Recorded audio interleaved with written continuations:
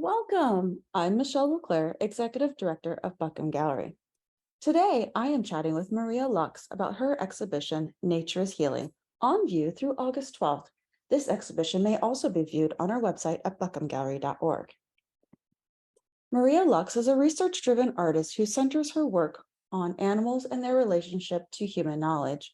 Lux works across disciplines, building projects from specific topics, investigating animals in correlation with larger scientific, ecological, and cultural systems that they are part of. Her newest installation, Nature is Healing, addresses the Earth's hypothetical recovery from nuclear disaster.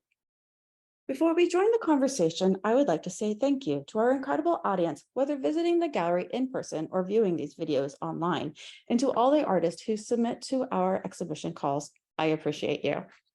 Next, I would like to say a big thank you to the individuals and organizations who support Buckham Fine Arts Project and Gallery, including the Charles Stewart Mott Foundation, the Michigan Arts and Culture Council, and the National Endowment for the Arts, and the Greater Flint Arts Council Share Art Genesee Grant Program made possible by the Genesee County Arts Education and Cultural Enrichment Millage Funds. Your tax dollars at work. Buckham Gallery is pleased to present the work of Maria Lux and her solo exhibition, Nature is Healing. Lux earned her BFA from Iowa State University in 2006 and her MFA from the University of Illinois at Urbana-Champaign in 2012. She has shown work throughout the United States, including solo shows in New Orleans, LA, and Portland, Oregon.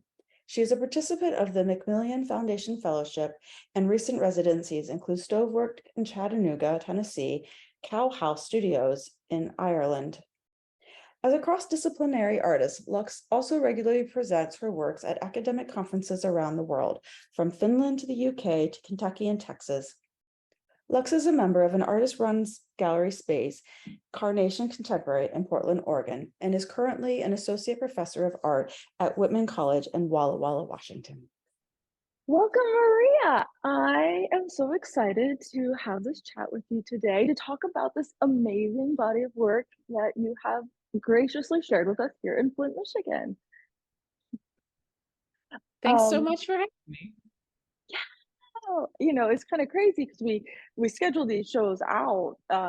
It's been a year and a half or 2 years now, and so when we have that like sort of anticipation that builds, and then it's like Christmas, and you actually arrived. You came out from Washington, and we unpacked boxes, and it has been really an exciting journey to share with you.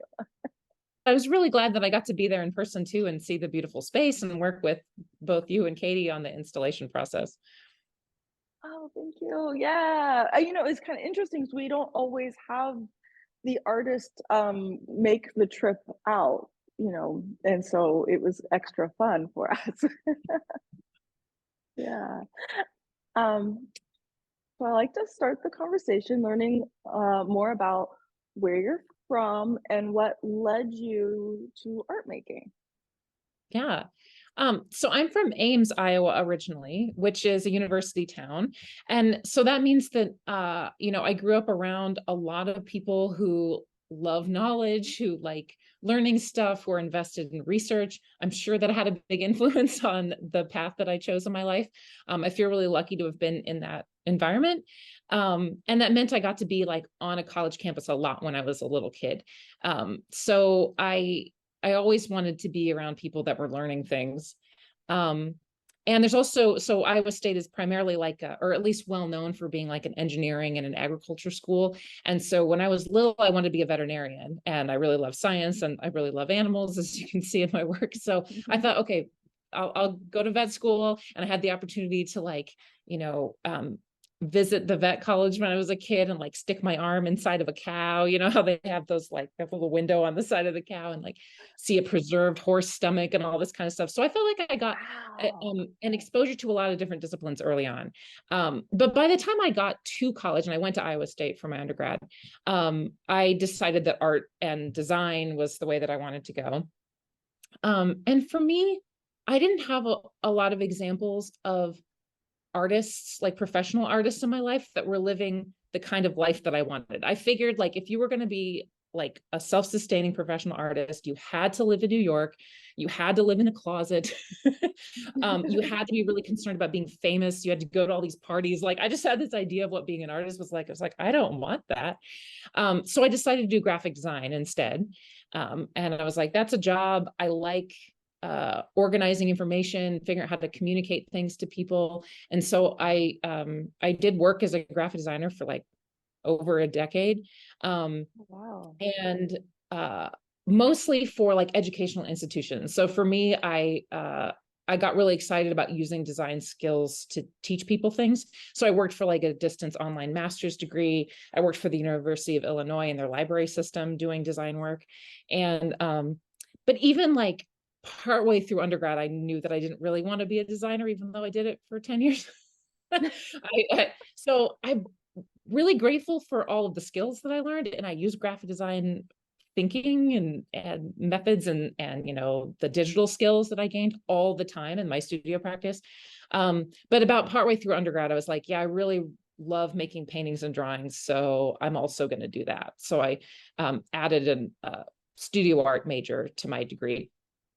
And then somehow, like, it finally dawned on me, looking at my professors, that that was a job you could have. I don't know how I missed that growing up in a university town. I was like, wow, this looks amazing. You get to be on a campus all the time. You get to be learning things all the time. You get to make artwork and have it taken seriously, you know, but it's not the thing that I'm depending on to live. And so there's a certain kind of freedom, I think, that comes with having that position. So so I decided that I really wanted to teach and make art in that, and that pairing was really important to me. Yeah.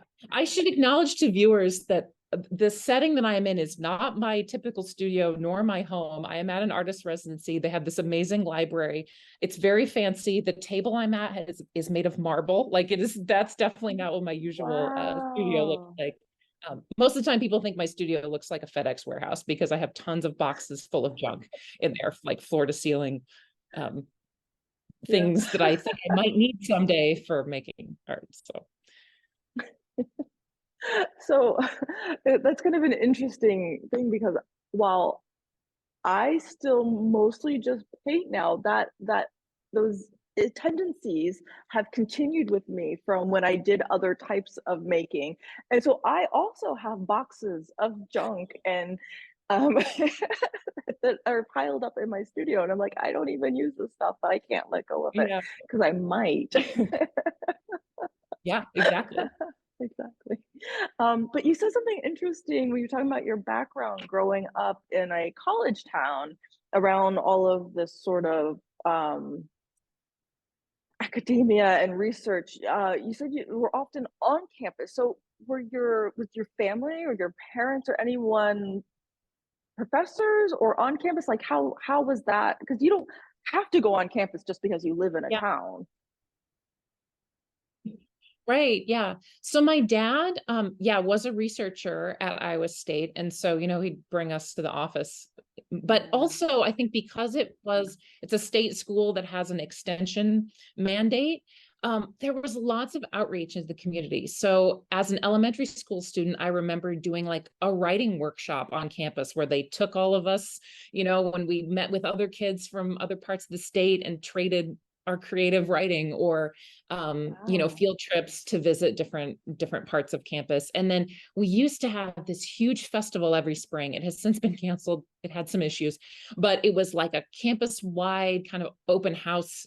There was a parade, there was all kinds of fun stuff, but the open house part really left an impression on me, because you'd go in and, you know, the entomology department would have an insect zoo and you could go and pet like these giant hissing cockroaches, and the, you know, Yes. dairy science would make ice cream. And so it just felt like there was a lot of connection, a lot of outreach to the school system nearby to encourage kids to get comfortable on a college campus. And I feel like that was really, really helpful growing up. Yeah. Oh, that's awesome. Okay. That makes a lot of sense. Wow. Um, in your artist statement, you refer to yourself as a research-driven artist. Can you kind of explain what that means and how that aids and runs into your creative process? Yeah, totally. For me, research driven means two things. So the first thing is it alludes to the source of what I'm making work about. So I seek out stories and ideas from a lot of other disciplines, from other people's research as a starting point, right? So for this project, some of the things that I was reading or trying to take in as information included like watching a David Attenborough documentary about COVID lockdowns, and reading the work of a cultural geographer who was studying the nature is healing memes and their effect on different communities. I watched most of the HBO series Chernobyl, which is, you know, a fictionalized account of that accident, but still kind of informed of this project. I read a lot of the government publications on different animal populations and the health of different creatures that live on the Hanford Nuclear Reservation that are, you know, available to the public. Tried to contact a lot of biologists in the area to get ideas about what they know. I kind of came up empty-handed in talking to individuals directly, possibly because of the nature of this site and the, you know, there's few more hurdles in getting access and information than I'm used to, because it's a government-run location. And then oftentimes research for me also means like trying to have some experiences that can help me inform the project. So with this one, visited the Reach Museum, which is a really amazing museum in the Tri-Cities, Washington, where it talks about both the ecological environment around the Hanford nuclear site, as well as the atomic, you know, history of that place. And then went on a tour of the B reactor, because you can do that. You can, it's like a National Park Service tour where you can go and visit the actual site, take a bus out there. And so all of that stuff is research to me, and it gives me information for the project, right? And then the second part of being research driven is that I see my art making as a form of research, and I want my art to contribute to the research that I'm engaging with. So for me, the installation format that I use is a lot like writing an academic paper, where like I have all these different pieces that sort of come together to form some kind of an argument. And I just see that argument happening materially and spatially. And sometimes there's text, there's the wall labels are important. Sometimes there's some explanation that goes along with the work. But the idea is that all of that stuff works together as one kind of giant piece that's trying to make some kind of an argument, make some kind of contribution to that conversation that I've been getting information from. So, a lot of artists think of art really differently, but there's plenty of us that do this kind of like think of art as a research practice. So I'm certainly not the only one, but I think that artists have a lot of tools available to us that some other disciplines don't. And so I think it's really important to have artists' voices in other kinds of academic conversations, just because of what we can do and the way that we can sometimes like unsettle existing ideas or provide people in other fields with something different to think with, and can help push their research further. So for me, that also means not only showing artwork in a gallery space where the public can engage with it, but also presenting that work at academic conferences. So a really important part of my practice is taking documentation of that work and showing it to other scholars in a conference format and getting their feedback and getting their conversation in that environment too.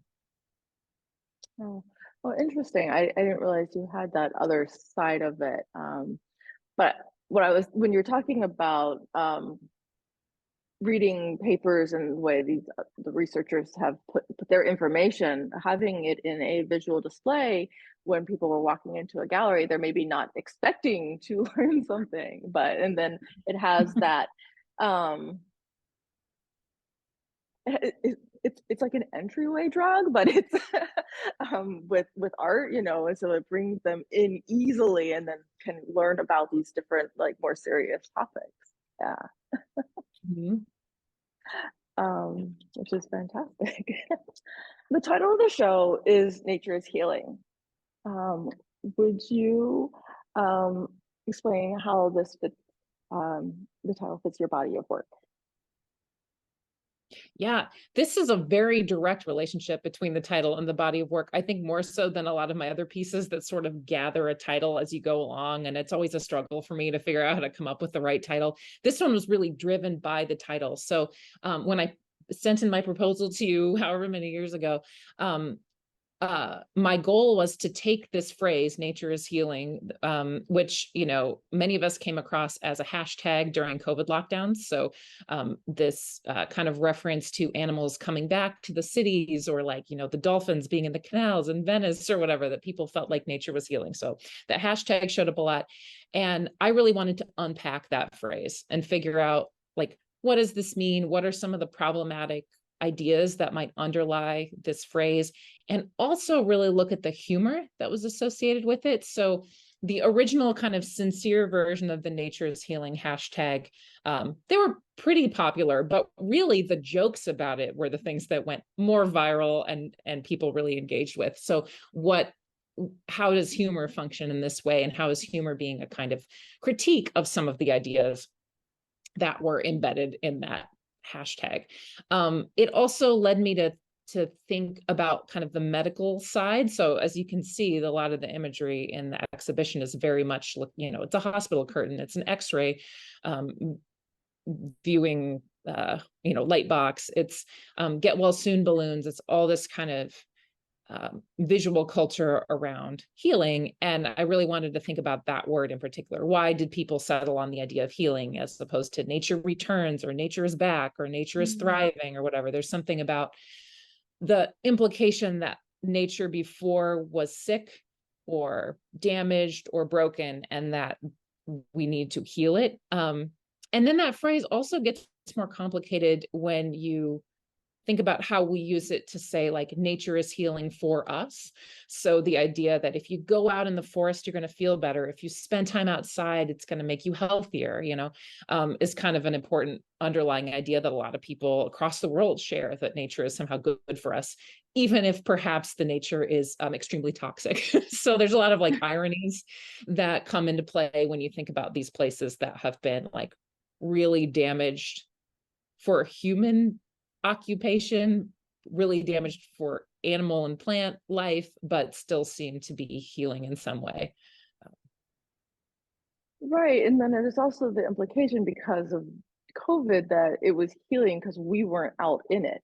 So that we were Yes. maybe the contributors that made it sick. And then when we had to all go isolate and shelter inside, that it was able to heal without us in it, the environment. Yeah. Yeah, right. And the fact that opportunity for nature to heal was because so many people were sick, right? Or that there was the danger of the spread of disease, and so it created isolation. Just seemed like a really complicated idea to work through in a pretty simple sounding phrase. So yeah, the whole piece is really centered around that hashtag. You said something earlier when you were talking about research, and that I just know of the memes as something fun or amusing that people were doing while they were, of course, isolated and had a lot of free time on their hands. But I didn't realize there were then researchers who were studying them and compiling that. But that's really intriguing. Yeah.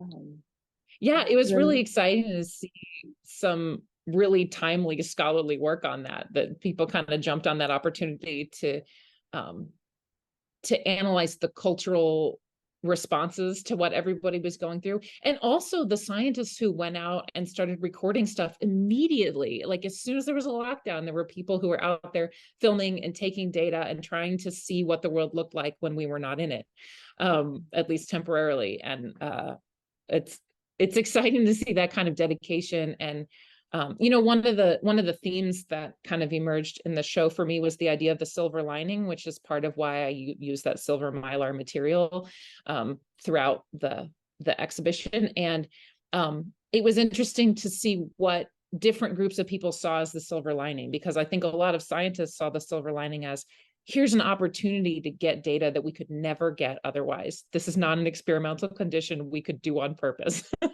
right? And then the really more problematic uses of that nature is healing hashtag was, oh, the silver lining is there's less people in the world. People are dying, and that's good for the environment, right? And so like really disturbing, really dark silver lining for some people, and for other people, it was an opportunity that wouldn't present itself otherwise to learn something. And I thought that was really interesting to think about too. Yeah, yeah, and kind of tricky because there were so many people who were dying and sick and have Mhm. these long-term effects by it. But Yeah. huh.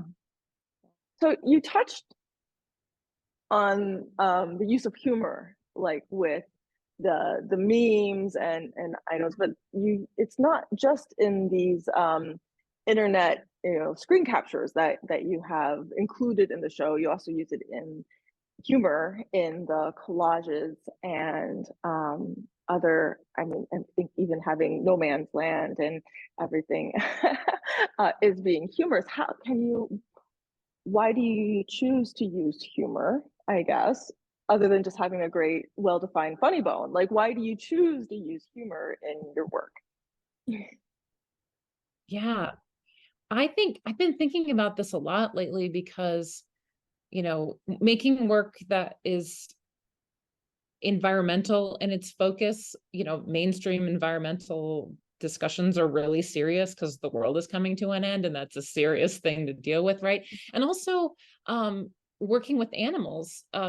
A lot of folks that are involved in work that focuses on animals came to it because of an activism standpoint, right? And there's definitely a lot of things to be really serious about when it comes to the treatment of animals in the world, and the relationship between the treatment of animals and the treatment of people and environments that have been just like catastrophically terrible, and like links to the use of animals as they connect with racism, with class issues, with gender and sexuality. Like there's all kinds of things to think about through the lens of animals that are really serious. And so for me, I think for me, I've always had trouble meeting those concerns head on. Like, I personally don't cope with them very well in a serious way. I get really angry. I go on rants. Nobody wants to listen to what I have to say. Right. It's, and so trying to find a strategy for thinking about things that are really upsetting. Um, I have often gravitated towards things that are funny. And sometimes that humor is really like dark, and it's really ironic, and it's really biting, and it's not like everything's happy when it's funny. It's just that somehow that creates a space where you can like think about things differently. So oftentimes my projects start with a story that is, if not like funny to me, at least really weird and hard to like immediately understand. And so it creates a space of like suspension of judgment, because like I don't know what this means. This is such a bizarre thing. I don't automatically have a strong opinion about it. And I think that can be really helpful for a lot of viewers. So I've sort of gravitated towards that for a long time.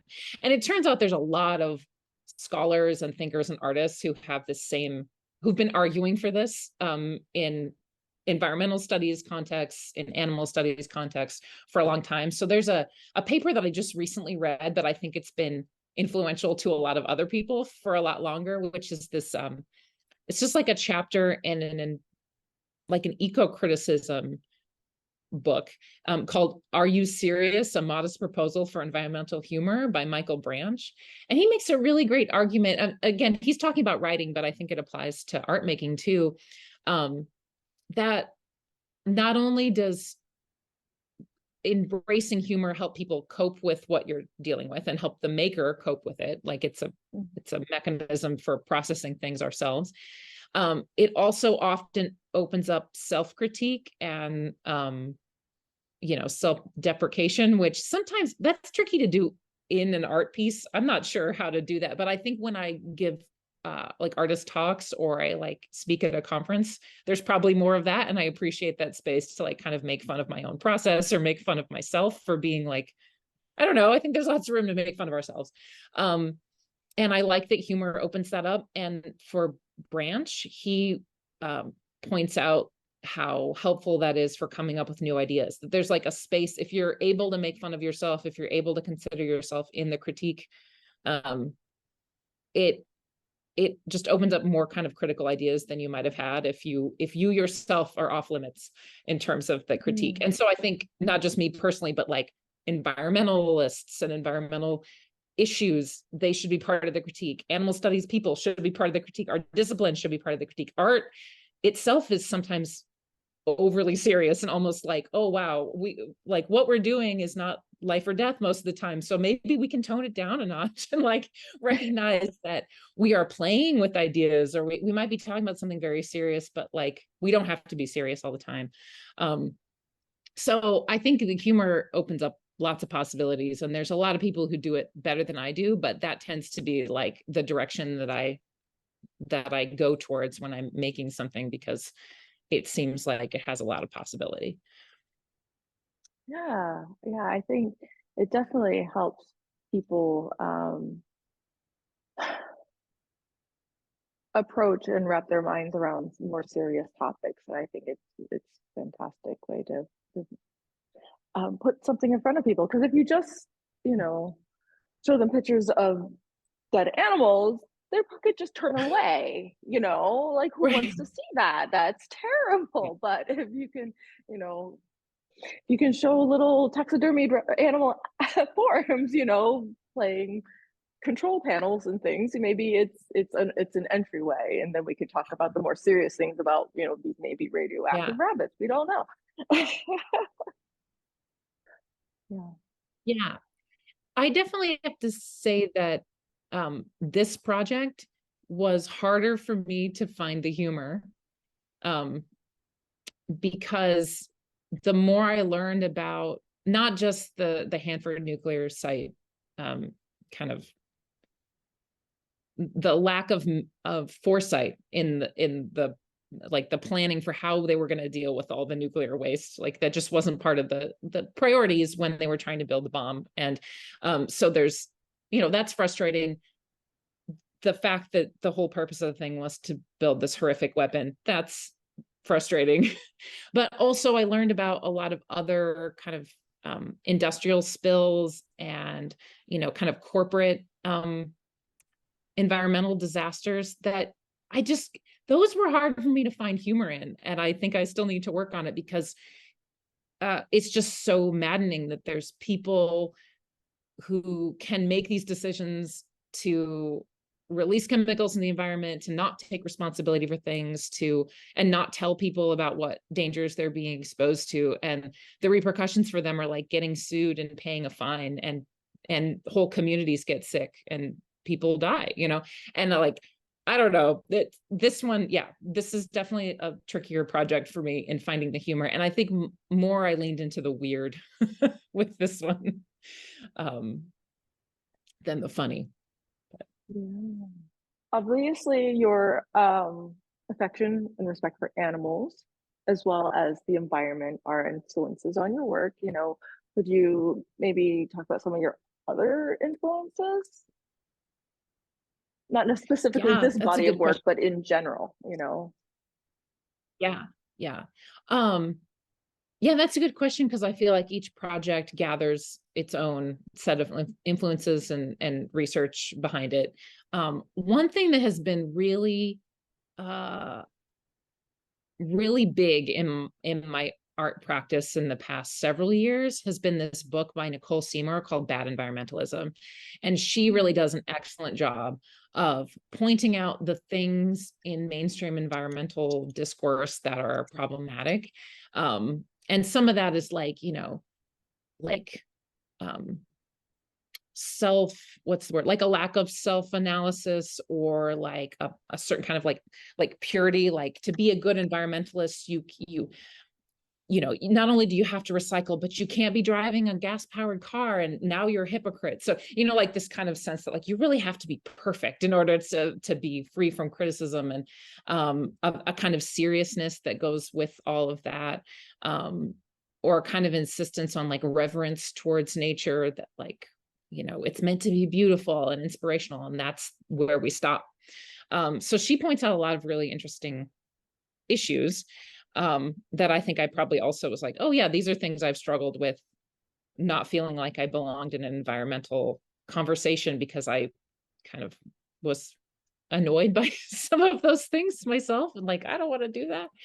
And then she creates like an archive of really often unexpected like texts and TV shows and movies and other kinds of cultural production that includes some art, but is a lot of other things too, that offer alternatives that she calls bad environmentalism. One that's really fun to read about is the movie Idiocracy. She like analyzes how it's actually a great example of an environmental thing, but it's like, you know, the people, like one thing she points out is the role of the expert and how we often think that people need knowledge in order to change their ways, and that it's all about, you know, expertise and information. And she argues like that movie is just people who don't know anything, who just use common sense to figure out that like maybe this thing isn't working for us.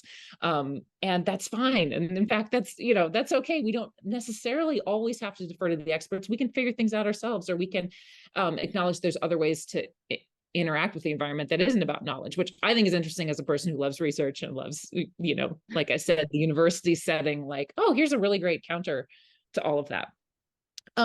So I think for me, her book was really provocative in trying to think about different approaches to these kinds of problems. And I know a lot of other artists and writers have found her book to be really influential too. So I think that's been an important one. And then, yeah, in terms of artists that I look at, I find most of my ideas come from not artists, you know, people who are from other disciplines. But there's definitely some artists that I feel like have like paved the way in making the kind of work that I like to make. I mean, the most obvious one is Mark Dion, who's like so important for people that make work about animals, that make work about museums and institutions, that kind of critique the knowledge structures of 19th century and older science, and you know, is an installation artist and makes beautiful things. So and he often engages with research, like works with researchers, does some science himself when he's working on a project. And so that's he certainly like somebody that paved the way for other artists to do that kind of work. And another artist I really love is Dario Robledo. His work is really rooted in material. So he does a lot of work that has like a historical kind of research to it. So he'll like go shopping a lot for like cave bear bones, or like or like you know, archaeological kind of stuff, right? And then his material list for his pieces are like paragraphs long, and so much about what you are seeing, it gathers meaning by knowing like the origin of the stuff that's in there. Like sometimes he refers, like he'll say there's like you know, dinosaur dust in it, and it's like, yeah, there's some like pulverized like fossil of something that is like included somewhere within this piece, and it's just sort of magical to know that it's there and gives a sense of gravity to the work. His work is often really serious, and it's really beautiful and poetic. He uses like relationship to lyrics and music a lot in his work. So anyway, he's somebody that I've thought about a lot in terms of like making really intentional material choices and letting the things that the objects are made out of carry some significance within the work. Yeah. So for me, like the Mylar, the repetition of Mylar as both a, you know, the get well balloons and then the Mylar emergency blankets, the fact that it's often like a, you know, again, choosing like silver to represent the silver lining, the sunflowers as a plant that does a lot of this bioremediation, and then the fact that sunflowers are so cheery, and so they're actually often a balloon, like easy to get sunflower balloons because they're, you know, and to give people sunflowers when they're sick. And so there's just like lots of material interactions that I'm hoping to build on in an installation. Yeah, when you were talking about that other artist, that when you were talking about their material list and the things that they use, it made me think about really here what you have put together in this show and in your other previous installations. Really those materials, the ones that you seem so intentional in your choices. And then I never expected that we would have a real tumbleweed in the gallery. I mean, you brought us So, and when you were here, you kind of told us a story about tumbleweeds. I thought maybe you could even share that, about what they Yeah, do and how they get in the way. yeah. And why this tumbleweed is pink. Yes. Yeah, so one of the stories that I heard, and a lot of the things that I've heard about the Hanford site have sort of been like secondhand stories from, or yeah, like secondhand stories from people who work there, who are engaged in the cleanup process. And so it's interesting because some things I don't know if I can confirm them. Like there's nobody who says like for sure that happened, but sometimes the story itself is useful. So this is one that I've heard from people, as far as I know it's true, but that they used to, when they'd go out with like the Geiger counter and check for radioactive stuff, would spray paint tumbleweeds that had picked up radioactivity by rolling through the nuclear reservation. And then when they started to accumulate in people's backyards in the neighboring town, people started to freak out a little bit. And so the solution to that problem was to just stop spray painting the tumbleweeds, right? Oh And no. the truth is that like probably the amount of radio, I mean, unless you're in your backyard eating tumbleweeds or something, like it's not actually a problem. And so Mm. notifying people that this thing has some mild amount of radioactivity or whatever is not a huge public health emergency. So I feel like I could, and in fact, I mean, you also touched this tumbleweed. They're so sharp and pointy. They're really not something you interact with by choice. And so but those are the kind of stories where it's like, oh, it's interesting that, to me, what stuck out was like that bright pink, like that's our warning sign. And so that became a recurring color throughout the whole exhibition. Like everything gets spray painted bright pink, and as a really like kind of unnatural looking color that's meant as a warning, that's meant as a signal to people about something that's otherwise unseen, right? And so many of these things with toxins is like it's invisible. That's part of what's scary, right? Is that you don't know where it is, and you don't know if you're exposed to it or not. And Yeah, I could definitely see where that would cause panic to all of a sudden have a I mean, of course, they probably wasn't sprayed quite as evenly as this one, but to have right. this infestation of toxic tumbleweeds, even if it was no more toxic than the regular natural color one over there. Yeah. Yeah, that would drive panic. Yeah. Oh my goodness. I can share another artist that I think is doing this kind of work really well and also has a real sense of humor and playfulness with his work. It happens to be one of my colleagues. His name is Kyle Peets, and he's primarily a printmaker, but he makes a lot of different kinds of things. And there was one particular piece of his that was really inspirational to me for this project because it dealt with some of the same topics. So he had a piece, I think it was called All That Familiar Light. It was an older installation of his. He painted the walls of his installation like that Baker Miller pink, which is a color that was designed to reduce aggression. So they painted like Oh. prisons, and supposedly that color can calm people down, which relates to the fact that, like, I chose this hospital green color kind of everywhere in the installation because supposedly that color was chosen because it calms people and it promotes healing. That like our association of maybe nature and trees and leaves and stuff is a calming and a comforting presence. So hospitals had that color for a long time, even though it's kind of a gross, like that iteration of that color is sort of gross. And it also happens to bear a similarity to the colors used in like the nuclear control room, that like 60s, sciencey color. And so I like that overlap. And there was also the association with greenwashing, where, a lot of these sites are really dangerous places. They're military sites, they're, environmental disaster sites. And then talking about them as amazing animal refuges is, on the one hand, it's true, it's exciting, there's something positive going on in that place, but it can also serve to kind of greenwash over the reason the site is like that in the first place, the much bigger issues that are there, and so kind of making lots of things that green, that maybe like more things that color green than you would need them to be, was sort of a nod to that kind of greenwashing idea.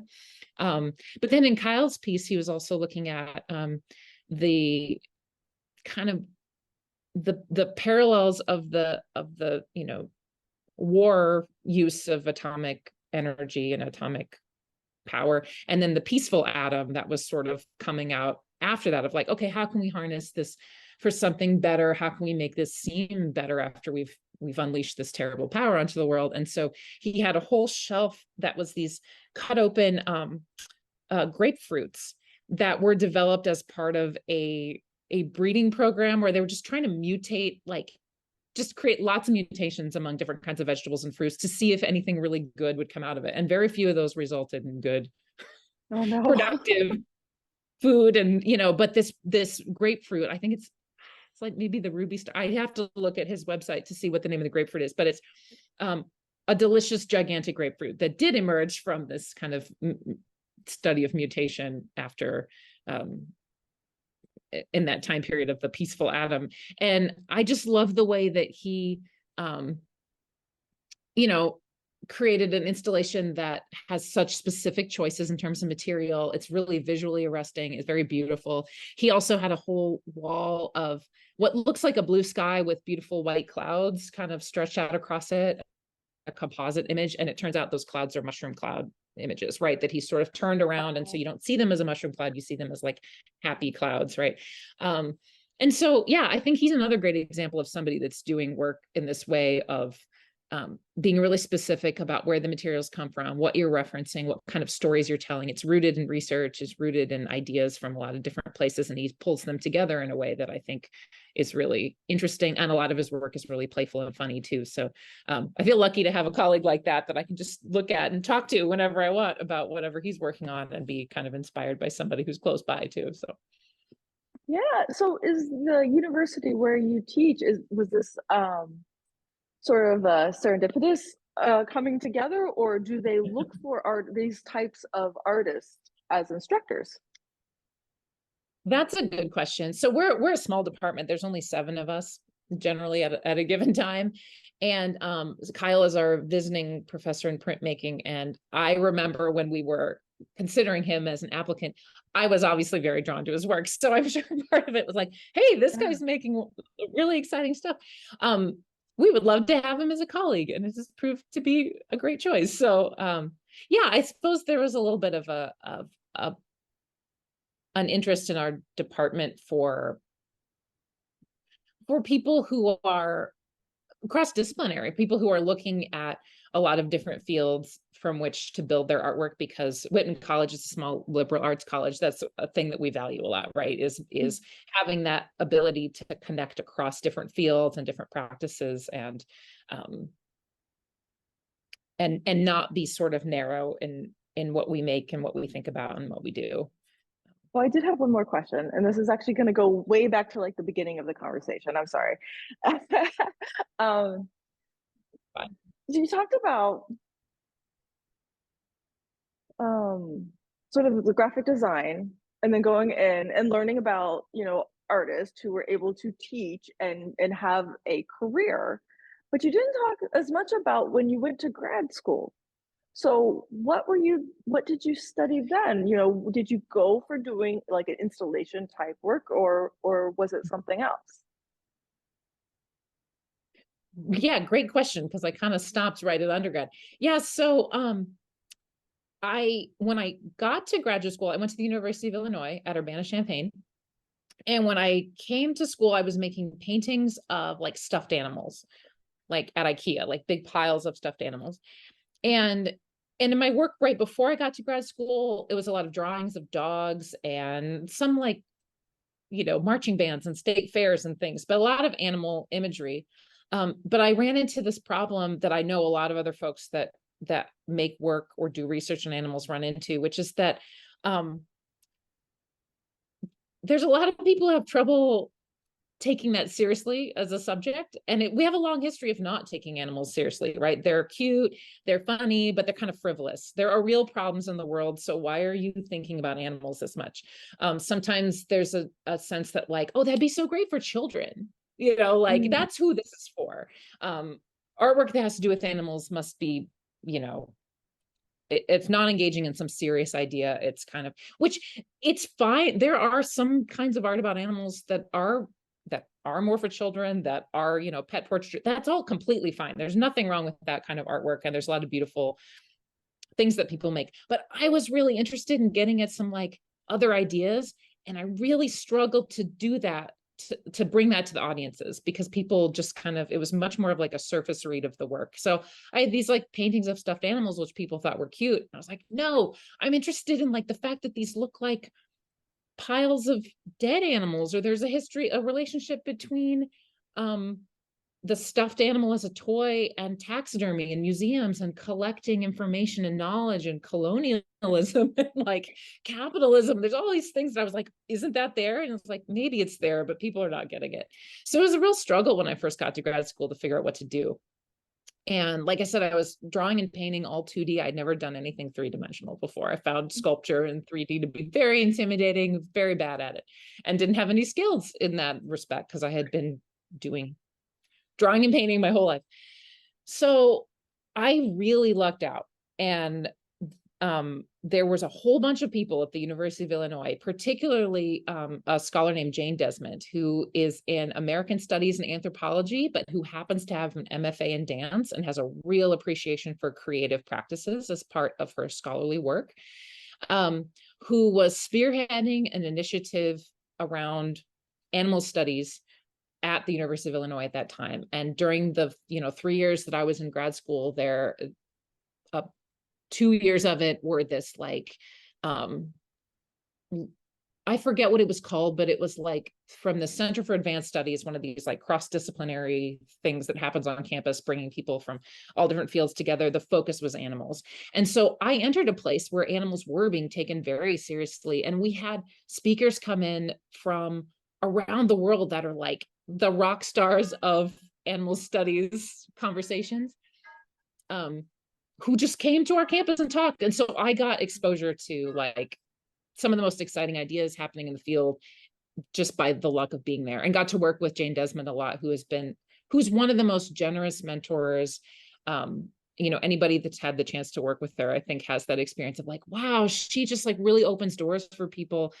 She's an amazing thinker and such a creative mind, and really interested in so many different things. So I felt really lucky to work with her. And then I came to this realization, like, oh, there's this whole field of people who do take animals seriously. And that doesn't necessarily mean you have to use serious approaches. So like I said, my work is really playful, but I think it considers animals a worthy subject, and that they shouldn't just be dismissed as something that's kind of like beside the point. But in fact, they're really central to a lot of things that have happened in human history and in our culture, and they're worth paying attention to, right? And I just found a lot of other people who are doing that. And so that made it really easy to shift. Then I felt like, oh, I have an intellectual community. I have an audience that like gets what I'm trying to do and can push me really hard. They're going to be rigorous in their critique because they know like, hey, this is really interesting, but how do you think of it in relationship to Derrida's like ideas about animals and identity? And how do you think about it in terms of these, ethical questions? Like, okay, now people are really pushing these. So that was exciting. And I have met a lot of, if you meet people who are focused on animals, everybody has that same story of like, I was trying to do this work on animals and everybody told me it was stupid. And like a lot of people have real pushback on their field for like, this is not a legitimate thing for you to study. It sounds kind of surprising, like, really, this is what people encounter, but it's like consistent for everybody I meet, that they had some real pushback from somebody in their field that said, I don't know why you're wasting your time with this. This isn't worth attention. And then when they meet the other people who are doing it, they're like, oh my God, I found my people. I'm so happy. Now I have an environment to work with, and people who support what I'm doing. And so that's been really sustaining for me in terms of like my art practice since grad school, was like having a whole different kind of community that I wasn't expecting to find. And then there's just a lot of different conversations to be in because of that. So yeah, so it sounds like a lot of your peers and colleagues would be people who aren't necessarily like painters and visual artists. You could also be exchanging ideas with science and scientists and philosophy and majors and everything. I could see that being a rich way to cross-pollinate. Yeah, exactly. Yeah, and share ideas. That's really exciting. Oh. Yeah. And I think animal studies has been, I think, an especially welcoming discipline to visual arts and other kinds of creative practices. And I suspect it has to do with the fact that there's a recognition of many different ways of being in the world, that like there's other kinds of intelligence, right? That like the way that certain animals see or hear or sense things that like we don't even have access to is important, and trying to restructure hierarchies a little bit so that we can see the value in other ways of being. I think that paves the way for artistic ways of being, and choreography and movement and music and all these other kinds of and performance that like are really validated in that context and welcomed as part of a robust kind of research. Yeah, yeah. Well, this has been absolutely awesome. Thank you so much for your time today and sharing all of this with us, your work, your thoughts, your process. It's really been fantastic. Thank you so much, Maria. Thanks so much for your wonderful questions. It's been really lovely to chat with you. One more thank you to Maria. This has really been a fabulous conversation. I hope you enjoyed it, had some chuckles, and learned more about the incredible work of Maria Lux. Thank you.